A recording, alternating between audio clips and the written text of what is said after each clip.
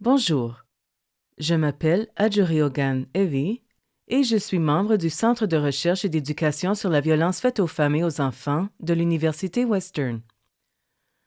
Au nom de l'équipe du Centre de connaissances, je vous souhaite la bienvenue à cet événement. La série Présentation du Centre de connaissances présente de l'information sur la recherche et la pratique tenant compte des traumatismes et de la violence, élaborée par les membres de la communauté de pratique tenant compte des traumatismes dans leur travail lié à la prévention et à la lutte contre la violence familiale. Je tiens à souligner que notre travail se déroule sur les terres traditionnelles des nations Anishinaabeg, Haudenosaunee, Lenpawak et Chong-Ankton. Ces terres sont liées au traité du canton de London et de Sombra de 1796 et au pacte de la ceinture wampum faisant référence au concept du bol à une seule cuillère. Nous faisons cette reconnaissance des territoires pour contrer la doctrine de la découverte et reconnaître les terres et la souveraineté autochtone. En tant que colonisatrice noire dans cet espace, je suis reconnaissante des nombreux avantages que j'en tire et je tiens à exprimer ma gratitude envers Mère Terre pour les ressources que nous utilisons et à rendre hommage à tous les peuples des Premières Nations, les Métis et les Inuits qui habitent cette terre depuis au moins 15 000 ans. Nous tenons aussi à vous informer que du 24 au 27 octobre de cette année, nous célébrons la semaine de la littératie médiatique et qu'aujourd'hui est la journée de la citoyenneté numérique. Nous sommes heureux de nous associer à Abilomedia, le Centre canadien d'éducation aux médias numériques, pour l'événement d'aujourd'hui. Nous accueillons la Dr Cara Brisson-Boivin, directrice de la recherche à Abilomedia. Cara est membre de la communauté de pratique tenant compte des traumatismes et elle travaille au projet Models.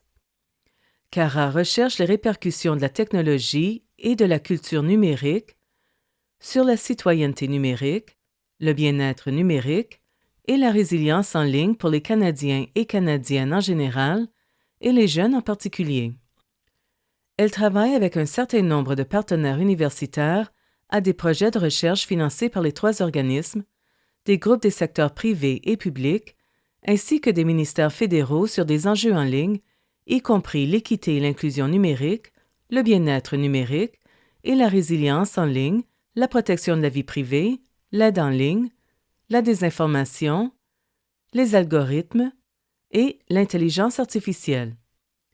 Bienvenue, Cara. Merci.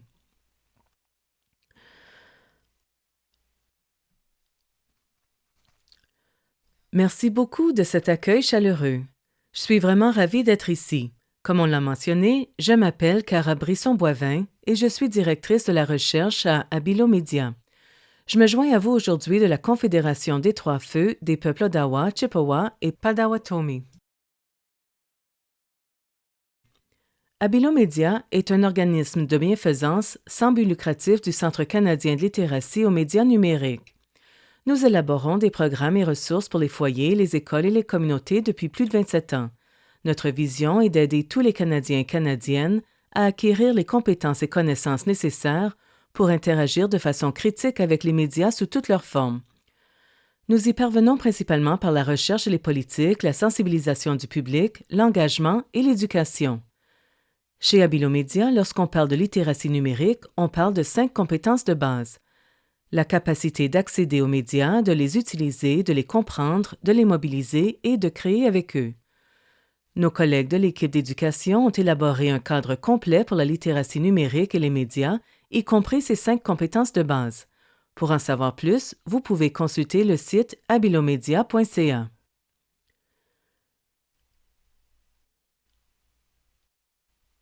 Aujourd'hui, j'ai le grand plaisir de vous parler de notre projet de recherche interventionnelle qui est financé par l'Agence de la santé publique du Canada. Il s'intitule « Aller de l'avant, l'autonomisation et la littératie numérique des survivantes ». Models. Ce projet vise à adapter, fournir et évaluer des ressources de littératie sur les médias numériques pour les intervenants du secteur de la violence faite aux femmes et pour les survivantes de violences familiales. Ce projet est vraiment fondé sur le succès de notre programme de base de littératie sur les médias numériques, qui est appelé Techno-Habile.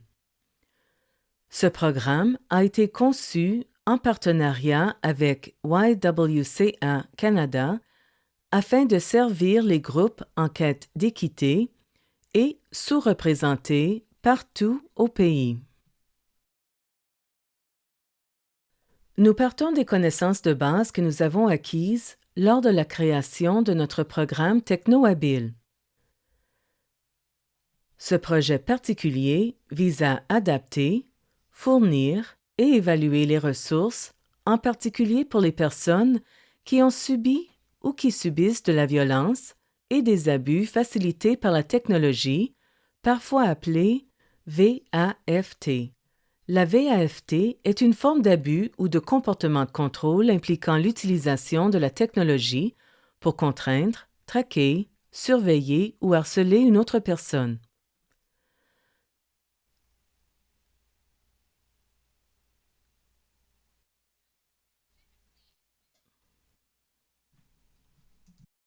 Alors, particulièrement aujourd'hui dans cette présentation, je vais parler de l'étape d'évaluation des besoins de notre projet de recherche interventionnelle. L'étape d'évaluation des besoins a jeté les bases de l'adaptation et de l'élaboration de notre contenu et de nos cadres d'évaluation. Nous abordons la recherche avec les survivantes et les praticiens et praticiennes dans une perspective tenant compte des traumatismes et de la violence. Et donc, nous considérons la VAFT comme un problème de santé publique nécessitant des interventions collaboratives et durables. Comme vous le verrez, notre processus de conception de la recherche a été collectif et collaboratif. Il a adopté un modèle de co-conception où nous avons travaillé avec nos partenaires et nos conseillers, y compris des universitaires, des chercheuses et chercheurs, des éducatrices et éducateurs, des fournisseurs de services et des praticiennes et praticiens qui travaillent dans le secteur de la violence faite aux femmes et, bien sûr, des survivantes. En appliquant un cadre tenant compte des traumatismes et de la violence, notre projet vise à comprendre les effets des traumatismes et de la violence historique, intergénérationnelle et continue, ainsi que la violence structurelle et interpersonnelle qu'ont subie les survivantes.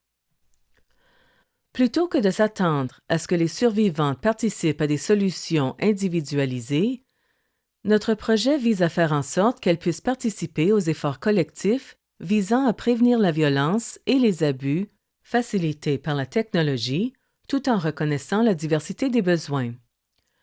Ainsi, ce projet est axé sur le renforcement et le soutien de la résilience collective en ligne des survivantes, c'est-à-dire la capacité d'une communauté ou d'un groupe de réagir collectivement à des environnements changeants et parfois stressants ou défavorables, ou de s'en remettre. Dans un contexte en ligne, il s'agit de la capacité d'une personne de participer à des communautés en ligne sûres et inclusives, de tirer sa force et son soutien de son entourage, de favoriser la confiance et de s'engager dans un dialogue significatif en ligne. En concevant cette évaluation des besoins dans les groupes de discussion en particulier, nous avons suivi une approche tenant compte des traumatismes et de la violence et, bien sûr, nous avons adopté toutes les mesures de protection traditionnelles de la recherche qualitative en ce qui concerne les pratiques exemplaires méthodologiques.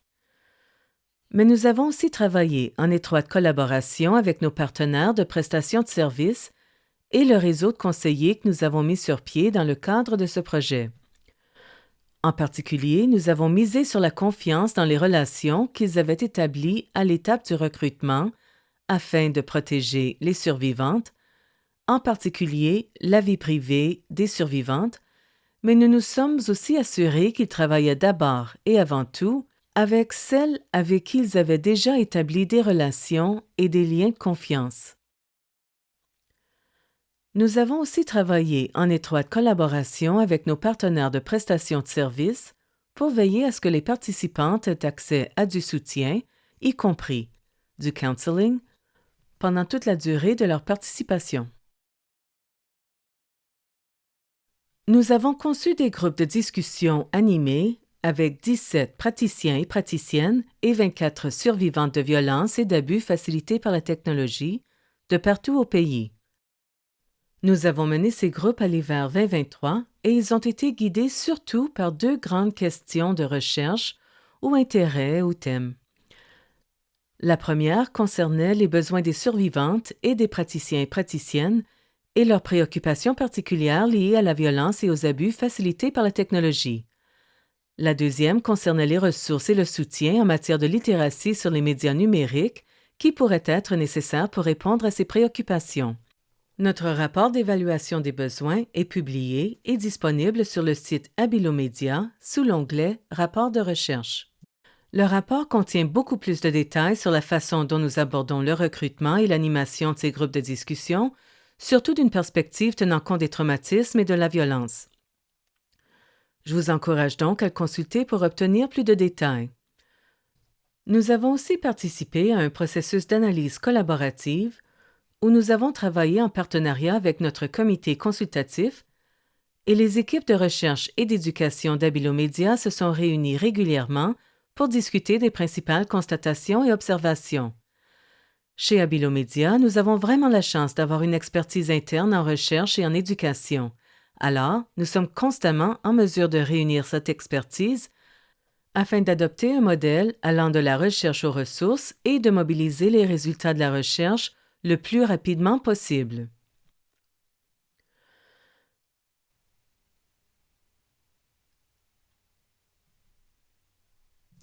Nous avons regroupé les besoins essentiels exprimés par les survivantes et les praticiens selon les thèmes suivants. Sécurité en ligne, sécurité et protection de la vie privée, accès, appareils et activités, aptitudes, compétences et besoins.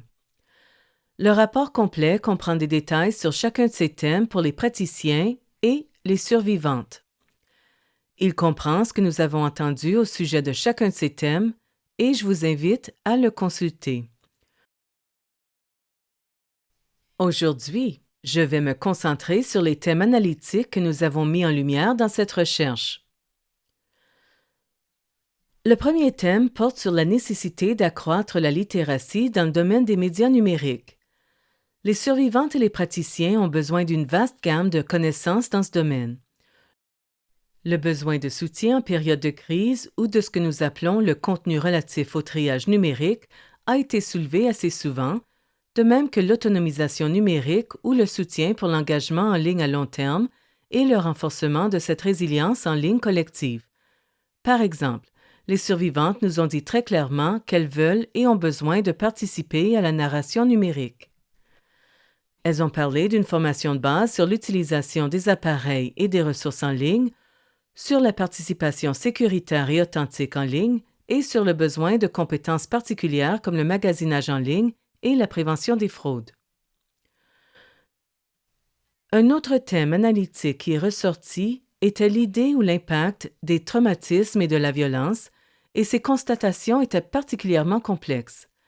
Les praticiens ne savaient pas comment rassurer les survivantes car il était difficile de déterminer dans quelle mesure l'inquiétude des survivantes reflétait des possibilités réalistes de préjudice qu'elles pourraient subir, plutôt que des traumatismes découlant de leur expérience et ayant une incidence sur leur sentiment de sécurité en ligne. Nous avons donc eu des conversations vraiment significatives et difficiles sur la question de savoir si un praticien pourrait vraiment rassurer pleinement une survivante qu'elle ne pourrait pas être piratée ou surveillée en ligne, surtout compte tenu du rythme de l'évolution de la technologie. Et nous avons conclu qu'il est peu probable qu'on puisse un jour affirmer avec certitude que ce n'était pas une possibilité. Je le souligne parce que je pense qu'il est vraiment important que nous ayons découvert que l'expérience du traumatisme et de la violence colore toujours le sentiment de sécurité en ligne des survivantes. Il peut aussi être très difficile pour les praticiens de s'y retrouver lorsqu'ils offrent du soutien. Nous avons aussi entendu dire qu'il est difficile de suivre les pratiques exemplaires en matière de sécurité en ligne du fait qu'il s'agit d'un emploi à temps plein pour les travailleurs de première ligne qui ne sont pas des experts en technologie numérique. Ce n'est peut-être pas surprenant, mais les niveaux de connaissance des médias numériques sont influencés par des facteurs intersectionnels comme l'âge, le statut d'immigrant, la langue et d'autres intersections de l'expérience, y compris le traumatisme et la violence. Les survivantes et les intervenants nous ont clairement indiqué la nécessité d'offrir des services et du soutien dans des langues autres que l'anglais. Il y a beaucoup de frustration liée à la recherche de soutien technique, que ce soit en ligne ou hors ligne, et à la façon dont ces services sont surtout offerts en anglais d'abord ou en anglais seulement. Plus précisément, un certain nombre de participantes au groupe de discussion qui étaient des adultes âgés nous ont dit qu'elles se sentaient particulièrement vulnérables en ce qui concerne les fraudes en ligne. Nous avons aussi entendu parler d'un autre thème analytique, la nécessité de solutions non juridiques. Les survivantes ont exprimé le sentiment d'être très peu appuyées par les forces de l'ordre et les systèmes juridiques. Un besoin s'est fait sentir de soutenir les travailleurs de première ligne et de donner aux survivantes les moyens de participer à la technologie de manière à soutenir la guérison et la solidarité. Ce désir de bâtir une communauté ou de participer à la vie communautaire en ligne était particulièrement important parce que les survivantes ont exprimé le sentiment de ne pas être appuyées par des systèmes comme le système juridique. J'ai 2 citations à cet égard. La première provient d'une participante survivante. Nous ne bénéficions pas de cette protection de la part des organismes d'application de la loi, ou moi, je n'en ai jamais bénéficié. C'est toujours comme si, même quand on les appelle, ils ne le font pas. Et voici la deuxième. Mais l'homme, même dans le processus judiciaire, semble être protégé. Les hommes sont protégés. Ils peuvent dire ce qu'ils veulent des femmes. Et nous entendions vraiment clairement les survivantes, et je pense que ces citations ont aidé à exprimer le sentiment général qu'elles devaient se protéger elles-mêmes. Et cela s'est aussi répercuté sur le contexte en ligne. Même si elles voulaient adopter la vie en ligne et chercher une communauté, surtout parce qu'elles n'avaient pas le même soutien dans le système juridique, elles étaient aussi très conscientes de la façon dont leur participation dans ces communautés pouvait être surveillée et potentiellement utilisée contre elles, surtout si elles participent à une procédure judiciaire. Cela a donc ajouté de l'urgence et de l'importance à leur demande accrue de soutien à la littératie numérique. Et le dernier thème que je vais aborder est celui de la sécurité par rapport au fait d'être réduite au silence. On nous a dit que la sécurité dans ce contexte équivaut souvent à réduire au silence les survivantes. Par exemple, les attitudes de culpabilisation des victimes, comme dire aux survivants de rester hors ligne ou de se débarrasser de leurs appareils. Les survivantes et les praticiens se sentaient très frustrés de ne pas pouvoir profiter des avantages d'être en ligne sans prendre ce qu'elles estimaient être des risques supérieurs à ce que les autres utilisateurs devraient prendre pour être en ligne. Et cela les a laissés très isolés. Voici de brefs exemples. Des survivantes nous ont dit qu'elles ne pouvaient pas utiliser leur vrai nom sur leur profil LinkedIn ou sur leur profil de médias sociaux par crainte d'être harcelées, traquées ou doxées, c'est-à-dire lorsque leurs renseignements personnels sont divulgués de façon très publique. Cela a eu des conséquences directes sur leur employabilité ou leur recherche d'emploi et, franchement, sur leur capacité d'établir des liens avec leur famille et leurs amis. Quelques prochaines étapes pour nous dans ce projet. Comme je l'ai mentionné, l'évaluation des besoins que nous avons effectués et les constatations que nous mettons en lumière constituent le fondement sur lequel nous allons commencer à concevoir et à élaborer le contenu du programme.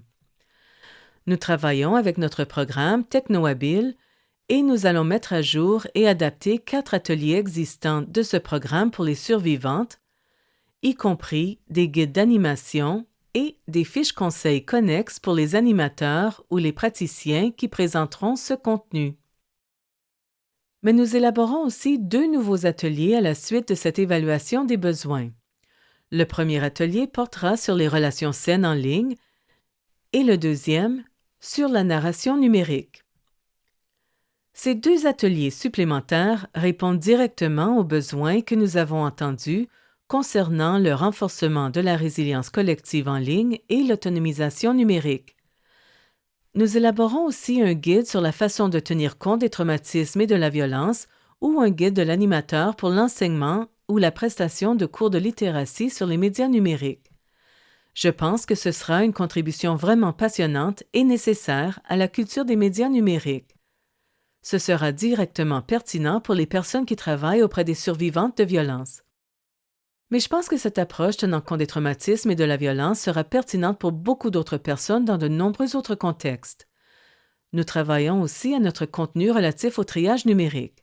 J'avais espéré qu'il serait disponible pour cette présentation, mais il sera disponible sous peu en ligne sur le site web Abilomedia et en version imprimée. Nous le partagerons directement avec nos partenaires de prestation de services et nous imprimerons des copies supplémentaires. Le contenu relatif au triage est important pour la sécurité et le bien-être des survivantes en situation de crise. Il sera axé sur 3 aspects. Sécuriser les dispositifs, communiquer en toute sécurité et naviguer en toute sécurité. Je suis très heureuse de pouvoir dire que le programme est actuellement offert dans 5 langues et peut-être plus à mesure que le programme évolue. Alors merci beaucoup de cette invitation au Centre de connaissances et merci de m'avoir écouté aujourd'hui. Je sais qu'il nous reste quelques minutes pour les questions, alors je suis heureuse d'y répondre. Merci, Cara. Très bien dit. Merci d'avoir pris le temps de nous parler. Nous avons hâte de répondre aux questions. Voici la première, et mon collègue, Sabri, prendra les questions des participants francophones. Pour la première question, je reviens en fait sur ce que vous avez dit tantôt, c'est-à-dire les prochaines étapes, l'adaptation qui sera faite. Voici la question.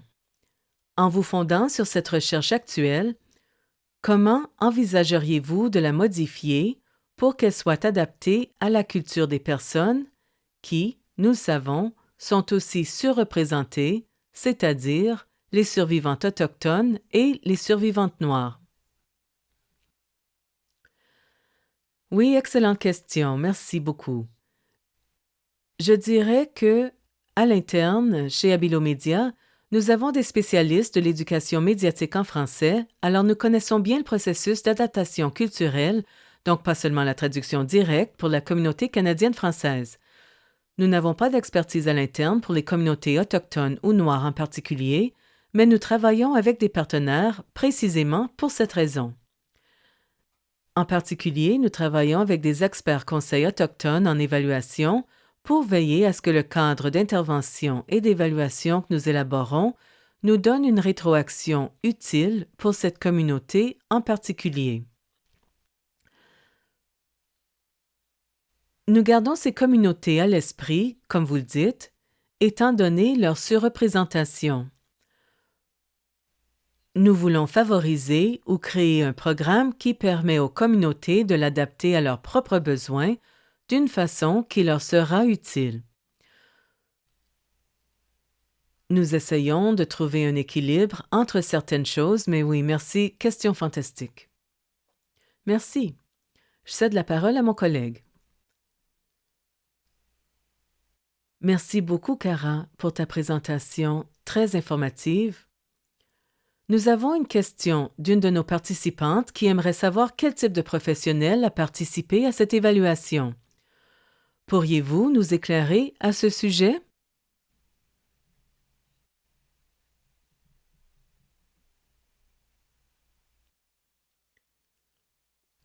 Oui, merci.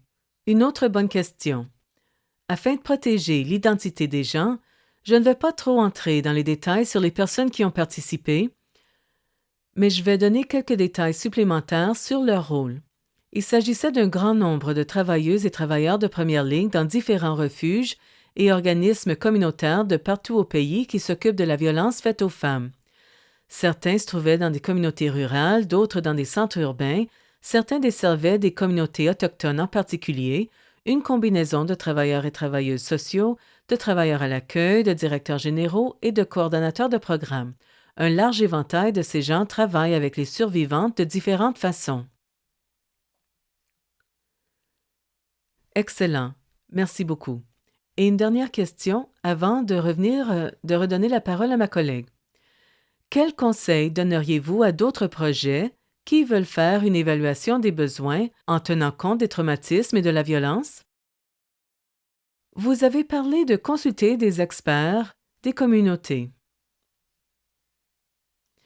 Avez-vous quelque chose à nous dire pour les gens qui ont des projets et qui aimeraient faire une évaluation des besoins axée sur les traumatismes et tenant compte des traumatismes et de la violence?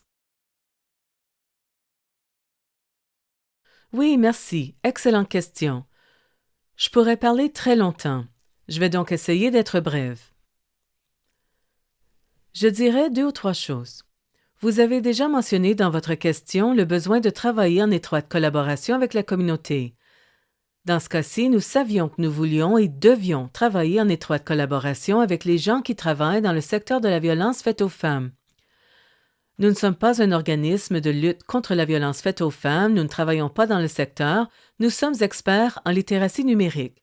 Il était donc très important pour nous de nous assurer que ce genre de travail était nécessaire, mais aussi de travailler avec cette communauté pour bien comprendre le problème. Je dirais que du point de vue pratique ou de la recherche, il y a certaines choses à garder à l'esprit. Du temps, car il faut beaucoup de temps pour bien faire ce travail, et aussi de la souplesse. Nous avons appris en cours de route qu'il fallait faire beaucoup de changements rapidement. Lorsque nous avons lancé ce projet, nous étions confrontés à de nombreuses restrictions liées à la COVID-19, ce qui nécessitait plus de souplesse. Mais je pense, et ce n'est pas nécessairement propre au travail tenant compte des traumatismes et de la violence de cette communauté, que beaucoup de projets ont dû composer avec certains des effets de la COVID. Mais l'une des choses qui est propre à cette communauté, c'est le besoin réel de protéger l'emplacement. Certains de nos partenaires ne voulaient pas divulguer l'endroit où se trouvaient les survivantes et ne voulaient pas que nous le sachions, ce qui se comprend.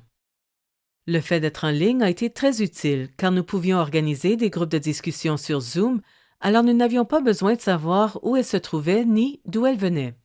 Mais cela a aussi créé de nombreux défis quant à la façon de communiquer la sécurité aux personnes qui participent aux appels Zoom. Ce que cela signifiait quant à savoir si nous devions allumer ou éteindre les caméras et le simple fait de comprendre que lorsqu'on a des groupes de discussion qui traitent de contenus traumatisants et qui le font en ligne, il peut être assez difficile de s'assurer que les bonnes mesures de protection sont en place. Cette souplesse de vouloir rencontrer les gens là où ils étaient et ensuite de trouver un équilibre entre tous ces besoins concurrents, surtout lorsqu'on essaie de mener des recherches utilisant une perspective tenant compte des traumatismes et de la violence. On en revient donc à l'idée qu'il faut se donner du temps, car il faudra du temps pour déterminer avec les partenaires comment équilibrer tous ces besoins concurrents afin d'en arriver à un point où, au bout du compte, les participantes sont à la fois suffisamment en sécurité et protégées et ont accès à des ressources et à des sources de soutien pour pouvoir participer efficacement, mais aussi pour obtenir quelque chose en retour du processus, ce qui est très important selon moi. Chez Abelomedia, nous abordons la recherche d'un point de vue d'autonomisation. Nous considérons que la recherche est très réciproque. Nous voulons donc toujours nous assurer que les participantes quittent l'expérience avec des connaissances, sous quelque forme que ce soit, ou avec des ressources, sous quelque forme que ce soit. Alors oui, la flexibilité et le temps, ce sont 2 grands facteurs. Merci beaucoup, Cara, de partager ces savoirs expérientiels. J'espère que ces connaissances seront utiles pour d'autres projets qui doivent faire une évaluation des besoins tenant compte des traumatismes et de la violence. Nous avons une dernière question. Je pense que c'est tout le temps dont nous disposons. Je ne pense pas que l'on puisse répondre à une autre question. Nous voulons vous remercier sincèrement, Cara, pour votre expertise et votre temps. Au nom de CREVAC, nous vous remercions. Nous croyons que les connaissances et la sensibilisation dont nos participants et participantes ont bénéficié au cours des 30 dernières minutes auront une incidence durable sur la littératie numérique des survivantes de la violence. Alors encore une fois, merci. Je crois qu'il reste 2 autres questions. Nous pouvons peut-être vous les envoyer et trouver une façon de transmettre la réponse à nos participants. Nous voulons remercier les interprètes pour leur travail aujourd'hui et nous souhaitons à tous et à toutes un bel après-midi. L'enregistrement sera accessible comme nous l'avons mentionné au début, alors restez à l'affût. Merci.